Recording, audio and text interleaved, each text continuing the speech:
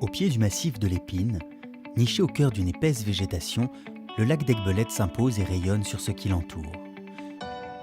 Depuis le ciel ou sur la terre ferme, l'étendue d'eau aux multiples facettes laisse rêveur et invite à l'évasion. Cette eau, cette végétation, et l'éteinte d'une nature riche et préservée propose à tout un chacun une infinité de voyages inoubliables et intimistes. Le lac d'Aiguebelette est un ensemble à découvrir. La lumière, les couleurs, les sons et cette plénitude d'une rare intensité sont le résultat des différentes empreintes laissées au fil du temps qui ont dessiné le territoire que nous connaissons aujourd'hui. Sculpté par les mouvements terrestres et la force primitive des éléments naturels, le paysage émerge.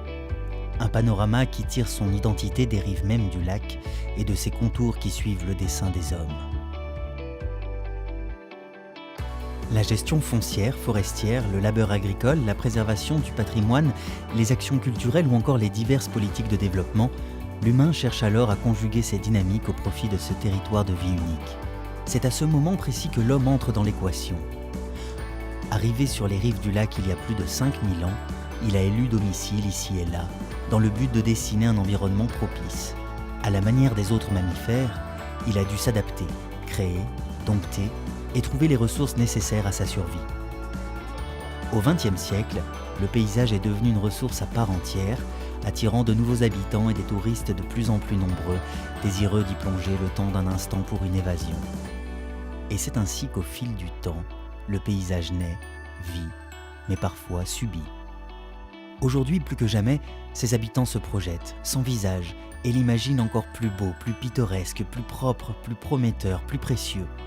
Ainsi, en filant différents costumes, hommes et femmes façonnent ce paysage au gré de leurs envies, de leurs idéaux et de leurs engagements. L'agriculteur, le garde forestier, l'élu, le gendarme, le riverain, le militant, le sportif, le garde-pêche, l'hôtelier ou le baigneur, chacun concourt à faire vivre ce paysage.